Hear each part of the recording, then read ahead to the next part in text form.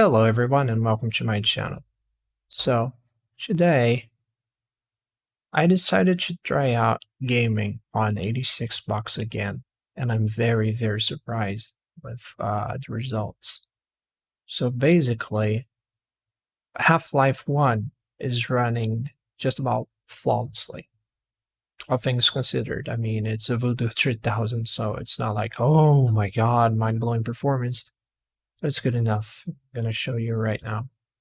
Well, first of all, let's full screen this because, want to look cool. Much better now. As you can see, it is a 3dfx 3000 emulated on top of 86 bucks, of course. But still, yeah. 3dfx info, as you can see, 3dfx 16 megabytes, 166 megahertz of power. That's about it. So now, make sure Fraps is running because we want to look at the frames. And let's launch the game. So, Half-Life, there you go. Look at that.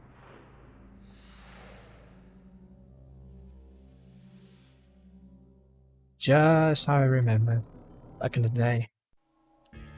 With my old computer, that would actually restart after like 20 minutes of gameplay because it had issues. Lots of issues, actually.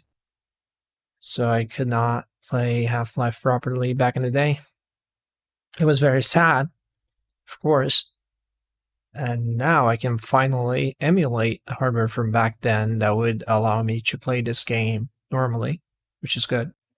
And the saddest part's that, like, I got the computer in 2001, so it was, and this game is from like 98, so yeah, that's a little bit of a yikes. My 2001 computer could not run Half-Life. You can tell how bad it was. Anywho, yeah, let's load a game because I don't want to go through that whole introduction part, which takes so long. 5 minutes, give or take. It's a lot. I don't have the patience for that. So as you can see, Fraps already working, and we soon enough going to hop into a very interesting experience. 800, 600 graphics. Look at that. We're using 60 FPS, boys. That would be, oh, okay. Not really 60. As you can tell, it's very all over the place. Then again, we're pushing the boundaries a little bit here with a 200 megahertz processor. So then again, emulation is still a very early stage, so it depends a lot from the machine. Anything above that, it's a little stuttery. It runs better, like frame-wise, but audio gets choppy, and the gameplay experience may vary from game to game. So usually it's better to just compromise a little bit on the CPU speed so that you can get sound not like glitching, sound not all over the place, and then you can actually game properly. Because I mean, what's the point on getting like 60 FPS but then the audio is all over the place, like stuttering, and you get like the weird rattling sometimes as well, which ruins the experience, honestly, because that's not what you would have back in the day with this hardware, and this is as close as it can get to like the real true bare metal experience. That performance is pretty much what that hardware combination would yield back in the day. So we are getting exactly what we would be getting with a Pentium 200 MMX and a Voodoo 3000 under the same conditions. So, oops, let's see, configuration, let's check the settings. Oh my god, look at that. It's very slow sometimes. Look at that. Jesus Christ. Video modes.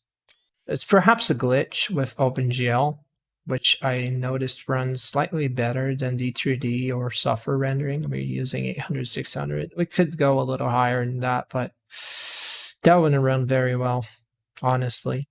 But we're using the mini driver as recommended there. And that's it. Okay. Get back into the game, walk around a little bit, check the audio as well, like try and engage in conversations with the people and NPCs, see how it runs. God, look at that. It glitched like big time. It actually glitched big time now. Perhaps OpenGL issue. I didn't have that under software rendering, but it ran horribly, like 15 FPS. And then D2D ran okay. I couldn't see the FPS counter because it Fraps doesn't work with D3D, but it was better than this, but a little washed out. Like the textures were all over the place, and now we have like, okay, I wouldn't say they're not washed out from afar, but they are substantially better than before. And well, it's good enough. It's playable. Let's listen to them talk, if possible. See, it doesn't stutter. So that's a plus, I guess, and you can read this stuff partially. It doesn't dip below 30 FPS, so I would count that as a plus as well.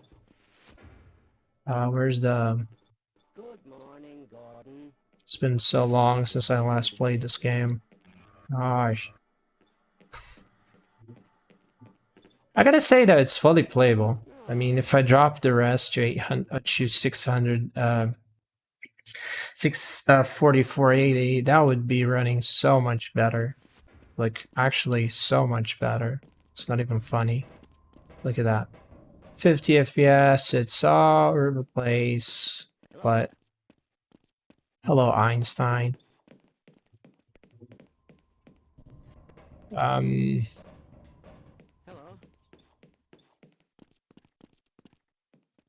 Yeah, that's the only way to experience Hogger's retro gaming, honestly.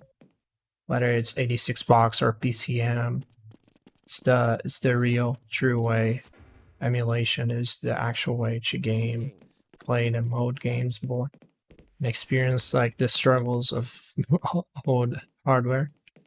There we go. Let me get it. It's 8. I don't remember. What is the key? Is it F? Did I gotta? Oh yeah, here, there you go. It's been a long time since I played this, so expect me to struggle a little bit with the settings and buttons and stuff that I gotta click. As you can see, it's very, very, very decent performance in general. The audio is not stuttering. There is a little bit of hiccups every now and then, but I assume that could be because I'm recording and also running a lot of things in background, so that could be helping to slow down emulation a little bit, but generally very playable.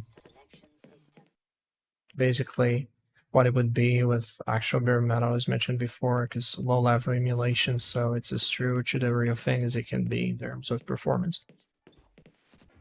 Let's see. Oh, here. Sector B. Sorry, I'm on duty, Mr. Freeman. Okay. You sure, so? So yeah, I don't remember exactly where to go, and if I stay recording and, you know, figure that out, it's gonna take a long time. The video is gonna be like 20, 30 minutes long. So I'm gonna end it around here because we just, you know, wanted to see the performance. And here it is. So lowest performance being 30 FPS, sometimes like low 20s, like 25, 24, but sticks around that ballpark, never under that, so fully playable. And back in the day, 30 FPS was a blessing already, so that's good enough, I guess. Yeah, I hope you guys enjoyed it. Slightly different video from the usual stuff that I do. Let's save the game. Look at that. It's perhaps OpenGL glitch. I'm not sure what's going on here. See, the animation is just glitching. It doesn't glitch under software rendering, so one could assume that's due to... Oh.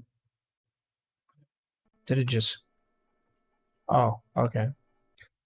So yeah, let's just quit. Hope you guys enjoyed the video.